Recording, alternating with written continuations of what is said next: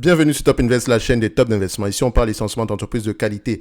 Avons-nous une opportunité d'investissement sur Vonovia? C'est la question à laquelle on va essayer de répondre en se basant sur les états financiers de la compagnie. Je rappelle que ceci représente uniquement mon point de vue et non un conseil d'investissement. Et comme d'habitude, je me réserve le droit de me tromper.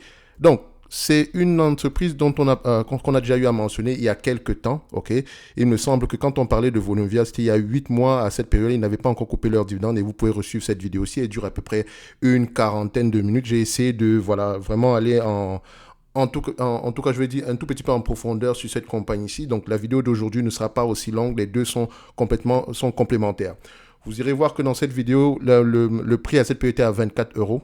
Je vais vous donner à peu près qu'est-ce que je pensais par rapport à cette période-là. Mais il y a quelque chose qui ressortait ici, c'est qu'on attendait un meilleur prix aux alentours de 17 euros. Ce qui est bizarre, c'est qu'aujourd'hui, quand je me suis réveillé, je dis, oh, waouh, Vonovia est à 17 euros. C'est bizarre. Enfin, donc, je suis allé, j'ai à peu près revu les informations sur Vonovia vite fait. Je ne me suis même pas rendu compte, je ne savais même pas qu'ils avaient coupé le dividende ici, ou bien j'ai complètement oublié cela.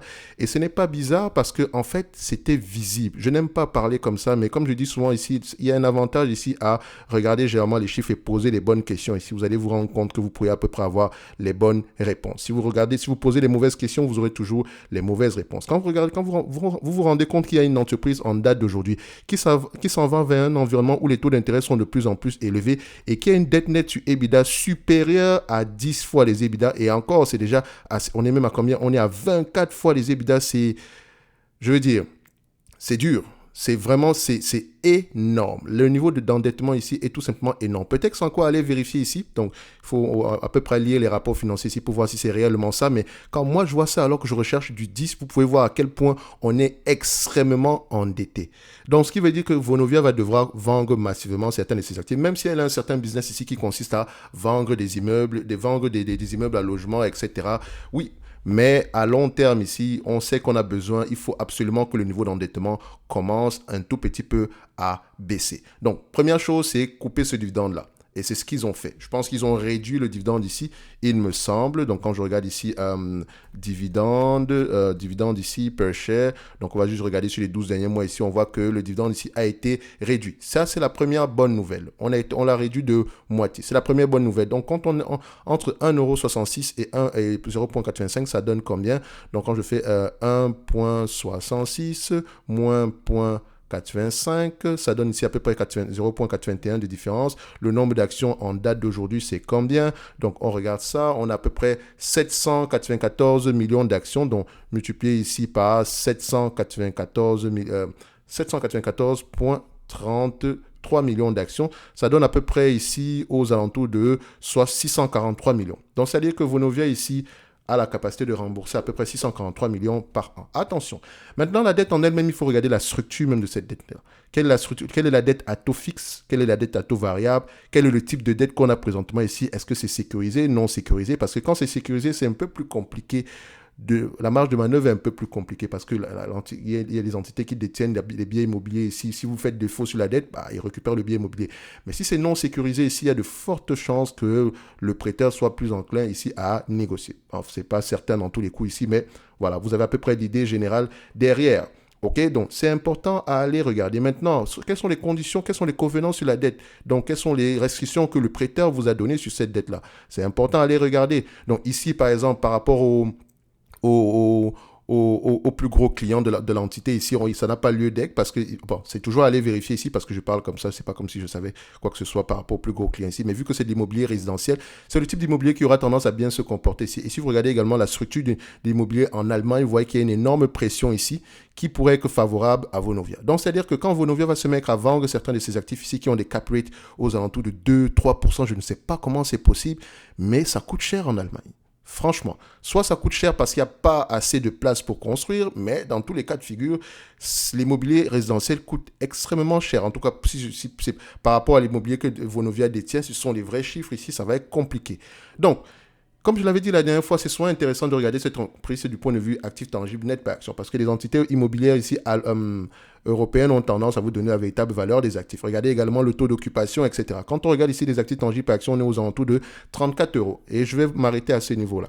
Parce que quand vous allez regarder les rapports financiers de la compagnie Vonovia, on va vous dire ici que les actifs tangibles ici par action, je vais un peu zoomer ça ici. On va faire comme ça. Donc, Voilà, on vous dit ici qu'on est aux alentours, ici, en mars 2023, on est à peu près aux alentours de 53,75. D'accord? Mais je ne suis pas d'accord avec ce 53,75. OK? J'ai un problème avec cette partie-ci, Deferred Tax in Relation to Fair Value. Donc, je veux absolument que ça soit supprimé. OK? Si on supprime ça ici, on aura quelque chose de totalement différent. Donc, par exemple, si je fais ça, on a à peu près 794 millions d'actions, n'est-ce pas? Donc, si on prend à peu près 15 milliards 253 divisé ici par 794, ça donne à peu près ici 19, moins à peu près le 53,75, ça donne ici à peu près quelque chose en tout les 34 euros. Donc je pense que enfin, si c'est 53, tant mieux. Mais moi, je vais compter ça à 34 euros. Donc, c'est-à-dire que généralement, actif tangible par action, quand vous l'achetez un bien immobilier, il vaut mieux l'acheter ici à un prix en dessous de ces actifs tangibles par action. Idéalement, personnellement, moi, je cherche 50%. Mais ça vient également avec des petits soucis. C'est-à-dire que quand une entreprise ici se retrouve à s'échanger en dessous de ses actifs tangibles par action, c'est-à-dire qu'il y a un problème. Soit ces actifs tangibles-là n'ont vraiment pas de valeur, OK? Soit le marché dans lequel l'entreprise exerce est de plus en plus compliqué. Dans le cas de Vonovia, le marché n'est pas un problème en fait, parce que ils sont très bien positionnés. Si vous vous rappelez bien sur l'analyse sur les rates ici, je vous avais mentionné que le secteur immobilier résidentiel, qu'importe le pays ici, enfin, je ne dirais pas qu'importe le pays, ça dépend de la structure de chaque pays ici. En tout cas, en Allemagne, c'est bien positionné. C'est celui qui aura tendance à moins souffrir. C'est l'immobilier commercial donc, qui aura tendance à plus souffrir. D'accord? Donc ici, faites attention. Et dans l'immobilier commercial, il faut faire la différence. Il y a plusieurs, dans chaque type d'immobilier ici, il y a des actifs qui sont de meilleure qualité que d'autres. Donc il faut faire attention. Il y a également cette différence-là à prendre en considération. Donc, concernant ici Vonovia, on va faire simple. Les actifs tangibles par action ici aujourd'hui sont aux alentours de 34 euros. OK, 34 euros, le prix cote aujourd'hui à combien? 17 euros, donc on a une différence de 50%, donc ça pourrait être assez intéressant. Également, il a coupé le dividende ici pour dégager un tout petit peu de cash, c'est une bonne décision. Donc la politique d'allocation du capital ici est très intéressante pour moi. Maintenant, il faut aller regarder, est-ce qu'il rembourse la dette? Quelle est la priorité du management? Il me semble que à la dernière lecture des rapports financiers ici, on était pour le remboursement de la dette ici, tant mieux. Maintenant, on va voir à peu près si l'entreprise livre la marchandise. Vous pouvez également voir ici que la maturité de la dette, donc vous pouvez voir que Vonovia doit au moins rembourser en moyenne, je dis bien en moyenne, aux alentours de 4 milliards entre 2023 et à peu près 2030. Enfin, même pas 2030, entre 2023 et 2031. Donc, il y a au moins 4 milliards à rembourser au moins jusqu'en 2032. On va le dire comme ça. 2032 est vite arrivé. 4 milliards à rembourser. Soit lever du capital, soit vendre des actifs. OK, je pense qu'ils ont choisi de vendre des actifs pour le moment, mais je ne sais pas comment ça va se passer à la fin de la journée. OK, donc vous voyez que la dette nette est tout simplement énorme. Loan to value, on vous met ici 46,6, donc on dit ici que bon, si on vend la totalité de nos actifs ici, on rembourse la dette, on va quand même récupérer 46% ici en supplément. C'est bien, c'est bien, c'est bien. Il vous donne également ici les covenants ici, donc à savoir enfin les restrictions sur la dette, vous avez l'information ici. De toute façon, vous avez également le business outlook, etc. Je ne l'ai pas lu, hein, d'accord? Donc, parce que la dernière fois ici, j'ai passé des heures à lire les informations du Vonovia. Ce n'est pas une entreprise qui m'intéresse personnellement. Donc, je vous ai donné l'essentiel ici. Maintenant, allez-y poser les bonnes questions. Vous avez à peu près les guidance ici par rapport à ce que pourrait avoir la compagnie cette année-ci, etc. Donc, allez-y également voir ça ici. Les loyers auront tendance à augmenter ici parce qu'ils sont adossés à l'inflation. Donc, vous pouvez également voir ici que, voilà, quelle information on pourrait prendre ici en complément. Ici, je pense qu'on a à peu près fait le tour de cette compagnie-ci, hein.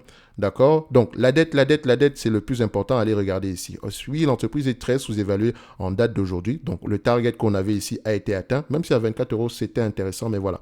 Le mieux, ce serait d'avoir 50% ici parce qu'il y a toujours une marge d'erreur. On ne sait pas ce qui va se passer après. Peut-être que le management va reprendre ici le versement de dividendes. Certains seront contents alors que c'est la pire décision à prendre en date d'aujourd'hui. Enfin, pour moi. OK?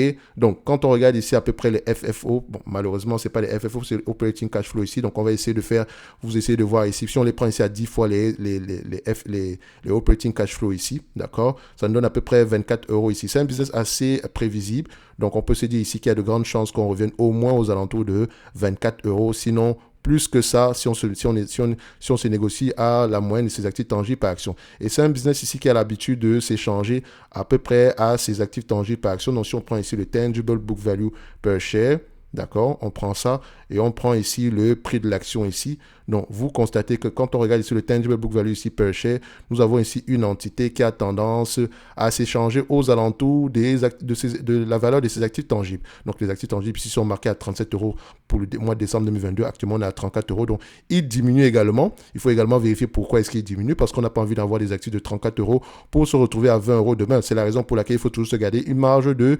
sécurité. Si les actifs tangibles diminuent parce qu'on a vendu certains de ces actifs pour rembourser la dette ici, tant mieux. Mais s'il diminue parce que la valeur des actifs également diminue, ça commence à poser, il faut commencer à poser les bonnes questions. C'est pour ça qu'il faut toujours avoir à peu près une marge de sécurité en tout ici. Donc, Vonovia, maintenant, le dividende en lui-même ici, voilà, on peut se dire que là, il a un certain niveau ici. Il est assez safe à mon goût, d'accord, maintenant. Donc, ça pourrait être intéressant. Allez regarder en profondeur. Un like, un abonnement, ça fait toujours plaisir. N'oubliez jamais qu'il ne faut jamais acheter une quelconque entreprise sans lire les rapports financiers.